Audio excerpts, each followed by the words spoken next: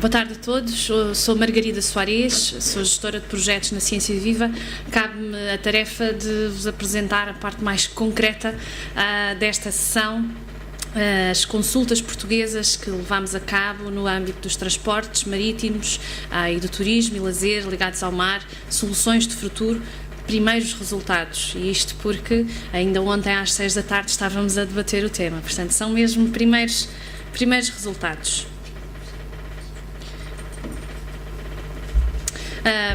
Muito resumidamente, como o Ramiro já disse, portanto o projeto teve início em 2012 e vai desenrolar-se até 2015. O coordenador do projeto é a Náusica, francesa. E os vários parceiros foram divididos em regiões no âmbito do que vos vou falar à frente, divididos em regiões, e Portugal ficou naturalmente na região atlântica, juntamente com a França e a Irlanda. Ainda há bocadinho falava com alguém e disse erradamente que tinha sido a Espanha. Se está na sala, as minhas desculpas pelo engano. Ora então, no âmbito da nossa participação da Ciência Viva nestas consultas, juntamente com o Martec do técnico e ainda com a Euroocean, sediada em Portugal, nos vários países, foram feitas já, terminaram, a nossa foi a última, que terminou ontem, consultas a jovens cidadãos e a partes interessadas como primeira componente deste projeto que se vai depois mobilizar numa segunda fase. Venho-vos aqui apresentar alguns dos resultados destas consultas. Começámos por consultar jovens cidadãos e o objetivo era saber o que é que os jovens do nosso país, entre os 18 e os 28 anos, pensavam sobre o mar e queriam para o mar. Para isso foram enviados mais de 2.600 convites diretos à apresentação de candidaturas, portanto estes jovens com quem já tínhamos trabalhado anteriormente e sabíamos sensíveis à ciência, e também, claro, uma divulgação pelas instituições parceiras e científicas. Precisávamos de consultar, tínhamos um limite no máximo de 50 participantes, tivemos 52, ultrapassámos ali por um bocadinho, e foram participantes que representam essencialmente a região norte e centro do país, Madeira e Açores. Estes jovens estiveram divididos em duas sessões de consulta que decorreram nos dias 18 e 25 de maio no Pavilhão do Conhecimento. Como o Ramiro referiu, o projeto debruça-se sobre 6 temáticas diferentes, 6 formas de ver o mar, de trabalhar e de o decidir, e foi sobre estas temáticas que pedimos aos jovens para se debruçarem e sobre elas formularem, nos apresentarem as suas ideias sobre o que é que o oceano atualmente contribui para o seu dia-a-dia, de que forma, e opções para potenciar ainda mais esse uso, um uso sustentado do ecossistema marinho. A 18 de maio foram apresentadas 42 ideias e 35 opções, a 25 de maio 49 ideias, 55 opções. Eu agora peço desculpa, mas de facto é um bocadinho difícil de ler. Eu apresento já a seguir, isto só resumidamente são as categorias trabalhadas, as ideias mais votadas dentro de cada categoria e as opções mais votadas dentro de cada categoria. Trago-vos no próximo slide para que se consiga ver alguma coisa, alguma informação que ali está contida. Portanto, além das 6 temáticas que pedimos para eles trabalharem, das 6 categorias, os jovens no dia 18 de maio, consultados, acrescentaram novas categorias, 2 categorias que eles sentiam que estavam em falta ou que eram tão transversais que não fazia sentido catalogá-las noutras categorias, e portanto acrescentaram a investigação e o desenvolvimento como uma categoria importante e a estratégia económica e política, e nestas, além das outras 6, organizaram as ideias que apresentaram. A ideia mais votada de todas por estes jovens no dia 18 de maio foi, como a mais importante para eles, é que a biodiversidade marinha representa um vasto repertório de organismos para o desenvolvimento farmacológico. E a opção de futuro que eles mais valorizaram foi que se deve investir na investigação da energia das ondas e das marés, de forma a aproveitar os nossos mares agitados. Eu vou fazer aqui voltar atrás um pouco.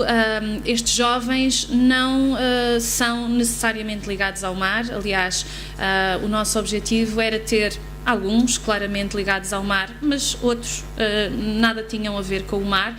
Não são só jovens estudantes, havia jovens trabalhadores, havia jovens desempregados. Tentámos abranger um pouco uma amostra da nossa comunidade portuguesa.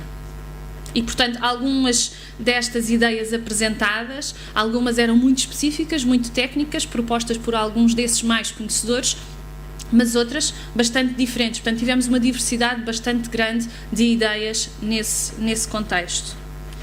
No dia 25 de maio, novamente, então, aqui alguns dos resultados. Aqui apresentaram, além de catalogarem as suas ideias nas 6 categorias previamente fornecidas pelo projeto, apresentaram ainda as categorias extra de ambiente, de políticas e de investigação científica. Portanto, sentiram que as suas ideias não ficavam fechadas naquelas 6 apresentadas. A ideia mais votada foi que o oceano é importante para a investigação científica, portanto aqui um forte apelo à investigação, e a opção de futuro que mais valorizaram foi sensibilizar para as potencialidades e manutenção dos ecossistemas marinhos junto da população, escola, empresas, associações, etc. Estas foram as ideias partilhadas pelos jovens e que serão depois comparadas a nível europeu com os restantes. Os jovens cidadãos foram consultados em maio e as partes interessadas nos vários setores foi a fase seguinte. Portugal, no âmbito da sua região atlântica, ficou com os temas do transporte marítimo e portos e do turismo e lazer ligados ao mar. Estas consultas decorreram até ontem em 2 fases diferentes. Começámos por ter jantares, debates sobre cada um dos temas, portanto no dia 24 e dia 31 de outubro respectivamente, no Pavilhão do Conhecimento, portanto um jantar, e depois ontem e anteontem aqui no Hotel Alif ao lado fizemos a consulta, esta sim mais profunda, de trabalho mais elaborado e detalhado no âmbito então também destes 2 temas. Foram sessões paralelas, vários participantes que estiveram ontem na sala encontram-se aqui a ver, o que muito agradeço também, e se depois quiserem contribuir, claro que por favor estejam à vontade. Ora então, para estes jantares, debates e consulta, no seu total foram convidadas 144 entidades. Esta listagem bastante extensa foi elaborada em parceria com o Fórum Empresarial da Economia do Mar, porque a Ciência Viva divulga ciência. A Ciência Viva não conhece em profundidade as partes interessadas nestes setores e, portanto, claro que fomos pedir a quem sabe, a quem conhece. 34 participantes são as entidades que participaram apenas nas consultas. Eu peço desculpa, há bocadinho é que estava a fazer a revisão final. Estes 34 participantes, entidades participantes, foram os que estiveram presentes ontem e anteontem nas consultas. Mais alguns participaram nos jantares. Trago-vos então aqui o que é que eles estiveram a fazer. Pedimos para identificarem as barreiras e soluções ao uso sustentado no mar nestes setores do transporte marítimo e portos, do turismo e lazer ligados ao mar.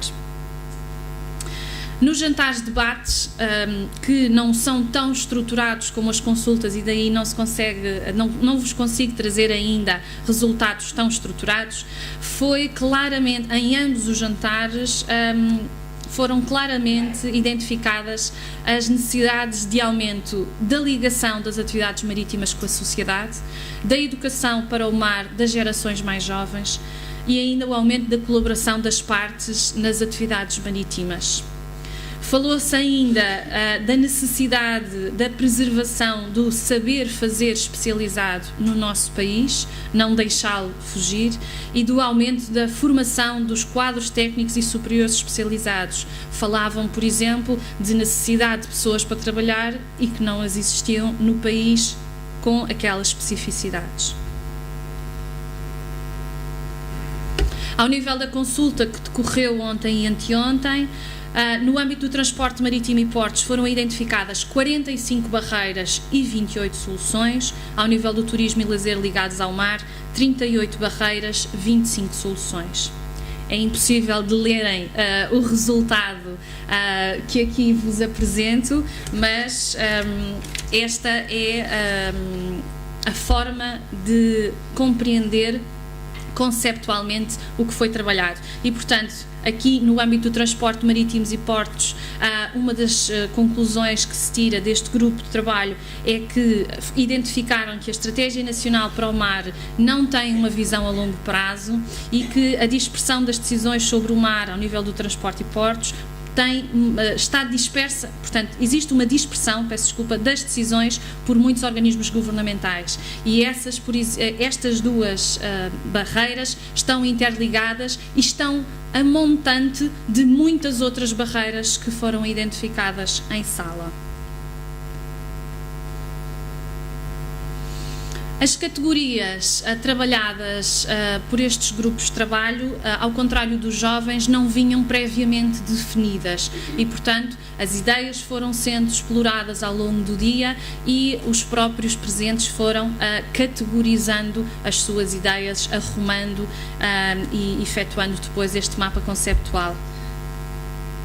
Ao nível do transporte marítimo e portos, a categoria que foi... Peço desculpa, vou-vos só ler as categorias que, apesar de ser difícil, as categorias identificadas e onde se arrumaram as barreiras e se trabalharam as soluções. Ao nível do transporte marítimo e portos, as categorias foram estratégia, formação, informação, comunicação, a legislação, a orgânica, o planeamento, as políticas setoriais e a sensibilização.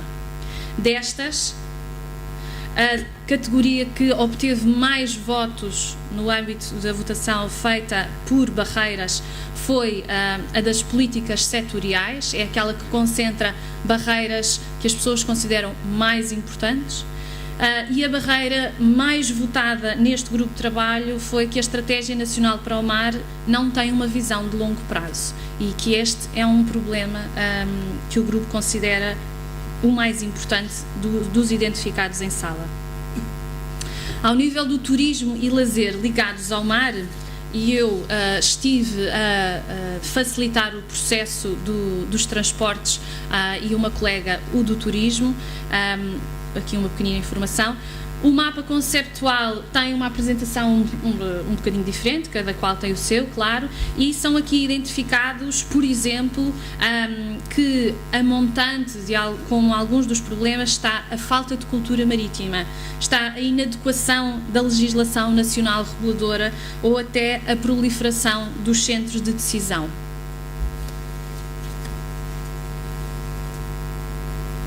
As categorias identificadas por este grupo foram a comunicação, o conhecimento, a coordenação, a cultura, educação para o mar, estratégia, legislação e ordenamento.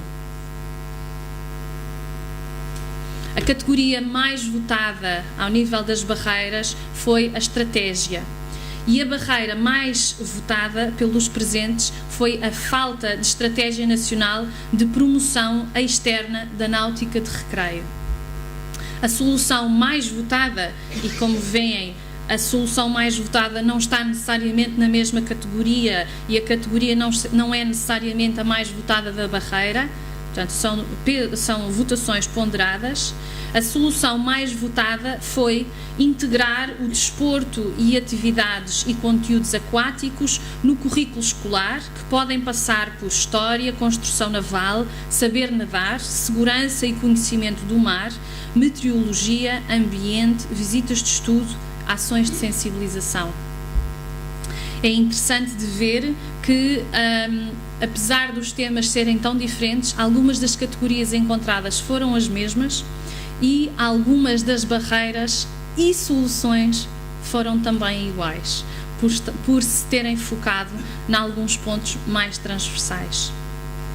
Eu sei que é difícil de ler, não conseguem fazer e por isso nós teremos todo o gosto em enviar estes resultados para todos os interessados. Nós já temos, claro, os contactos de quem esteve nos grupos de trabalho e tentarei enviar amanhã. Todos os outros que tiverem interesse em receber esta informação, deixem-nos, por favor, o vosso contacto que depois enviaremos.